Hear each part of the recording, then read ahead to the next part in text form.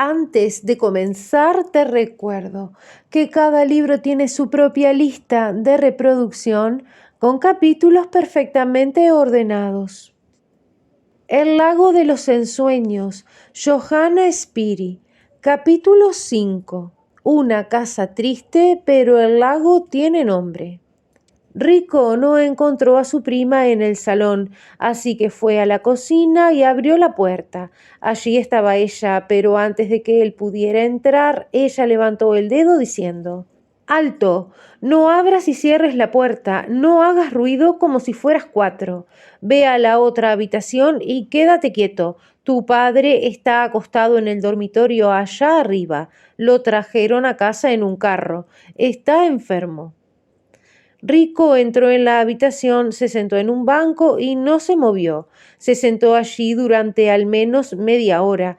En ese momento oyó a la prima moverse en la cocina. Entonces pensó que subiría muy suavemente y se asomaría al dormitorio. Quizá a su padre le gustaría algo de comer. Hacía mucho que había pasado la hora de la comida. Se deslizó detrás de la estufa, subió los peldaños y entró muy sigilosamente en el dormitorio. Después de un rato volvió. Fue inmediatamente a la cocina, se acercó bastante a su prima y le dijo en voz baja: «Prima, sube». La mujer estaba a punto de golpearlo con enojo, cuando por casualidad le miró la cara. Estaba perfectamente descolorido, las mejillas y los labios tan blancos como una sábana, y sus ojos se veían tan negros que la prima casi tenía miedo. «¿Pero qué es lo que te pasa?», preguntó apresuradamente, y lo siguió casi involuntariamente. Subió los escalones suavemente y entró en la cámara. Su padre yacía en la cama con los ojos abiertos como platos. Estaba muerto. «Dios mío», gritó la prima, y salió corriendo llorando por la puerta que daba al pasillo del otro lado de la habitación. Bajó las escaleras y cruzó hasta la casa de enfrente, donde llamó para contarle al vecino y a la abuela la triste noticia, y de allí corrió hacia el maestro y al alcalde. Llegaron uno tras otro y entraron en la tranquila habitación hasta que se llenó de gente. Y en medio de todo ese tumulto y de todo el clamor de la muchedumbre de vecinos, Rico se quedó junto a la cama sin hablar, inmóvil, y miraba a su padre. Durante toda la semana la casa estuvo llena de gente que deseaba mirar al hombre y escuchar de boca de la prima cómo había sucedido todo. De modo que el muchacho oyó repetir una y otra vez que su padre había estado trabajando en St. Gall en el ferrocarril. Había recibido una herida profunda en la cabeza cuando volaban una roca, y como no podía trabajar más, deseaba ir a su casa a cuidarse hasta que la herida sanara. Pero el largo viaje, a veces a pie, a veces en un carro abierto, fue demasiado para él, y cuando llegó a su casa el domingo, hacia la tarde, se había acostado en la cama para no volver a levantarse. Sin que nadie lo supiera, había fallecido, porque ya estaba así cuando Rico lo encontró. El domingo siguiente tuvo lugar el entierro. Rico fue el único doliente que siguió al ataúd. Varios vecinos amables se unieron y así la pequeña procesión siguió hasta Sils. En la iglesia, Rico escuchó al pastor cuando leyó. El difunto se llamaba Enrico Trevillo y era natural de Peschiera en el lago de Garda. Estas palabras le dieron a Rico la sensación de que había escuchado algo que sabía perfectamente bien antes, y sin embargo no podía recordar. Siempre había visto una imagen del lago ante sus ojos cuando había cantado. Una tarde en Peschiera, con su padre, pero él nunca lo supo. Nunca supo la razón. Repitió el nombre en voz baja para sí mismo, mientras una vieja canción tras otra surgía en su memoria. Cuando regresaba solo del entierro, vio a la abuela sentada en el tronco de madera y a Spinelli a su lado. Ella le hizo señas para que se acercara a ellos. Le dio al muchacho un trozo de pastel y otro a Spinelli y dijo que ahora podrían salir juntos a dar un paseo. Rico no debería estar solo. Así que los niños se alejaron juntos, tomados de la mano. La abuela permaneció sentada en su tronco, mirando con tristeza al muchacho de cabello negro hasta que hubieron vagado lentamente por la ladera y se perdieron de vista. Entonces se dijo suavemente a sí misma: todo lo que él hace o deja que se haga es siempre para bien. Capítulo 6. La madre de Rico. Por el camino de Sils venía el maestro apoyado en su bastón. Había asistido al entierro. Tosió y se aclaró la garganta, y cuando se acercó a la abuela le deseó buenas noches. Se sentó a su lado.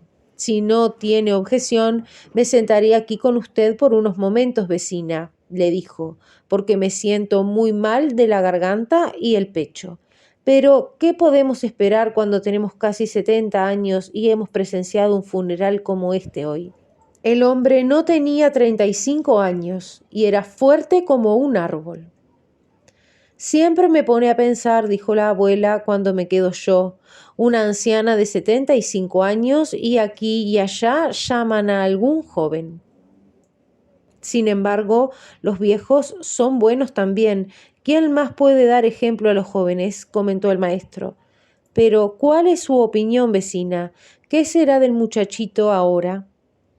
Sí, dijo la anciana. ¿Qué será de él? Repitió. Yo también me hago esa pregunta, y si mi única confianza fuera la ayuda humana, no sabría una respuesta. Pero hay un Padre Celestial que cuida de los niños desamparados. Él proveerá algo para el muchacho. ¿No me dirá, vecina, cómo fue que el italiano se casó con la hija de su amiga que vivía allá enfrente?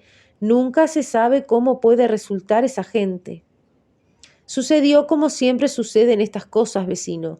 Usted sabe cómo mi vieja amiga Anna Date había perdido a todos sus hijos y también a su marido, y vivía sola en la casita de allá con Mary Sepley, que era una niña alegre. Hace unos 11 o 12 años, Trevillo apareció por aquí. Tenía trabajo en Maloja y vino aquí con los otros muchachos, y apenas se conocieron, él y Mary decidieron tenerse. Y hay que decir en justicia de Trevillo que no solo era un muchacho guapo y agradable, sino también un hombre laborioso y de buena conducta, de quien Date, la madre, estaba muy complacida. Naturalmente, ella quería que se quedaran en la casa y vivieran con ella, y Trevillo lo habría hecho con mucho gusto. Quería a la madre de su mujer y siempre hacía lo que Mary deseaba. La había llevado, sin embargo, hacia el Maloja en sus paseos, y juntos habían mirado por la carretera donde se ve lejos que va serpenteando montaña abajo, y él le había contado cómo era todo allá donde él nació. Así que a Mary se le metió en la cabeza que tenía que ir allí, y por mucho que su madre se preocupara e inquietara y dijera que no podían vivir allí, todavía estaba decidida, y el propio Trevillo dijo que cuanto a vivir allí no debía temer, porque él tenía una linda propiedad pequeña y una casa, pero por su parte le gustaría vivir un poco con el mundo. Pero la novia prevaleció y después de la boda estaba dispuesta a empezar directamente montaña abajo. Le escribía a su madre de vez en cuando que era muy bonito donde vivían y que Trevillo era el mejor de los maridos. Unos 5 o 6 años después, ¿quién debería entrar en la habitación donde estaba sentada Anne Date sino Trevillo, que llevaba a un niño pequeño de la mano? Dijo: «Aquí, madre, esto es lo único que me queda de Mary. Está enterrada allá abajo con sus otros hijos pequeños. Este fue el primero y su favorito». Esto me lo contó mi vieja amiga.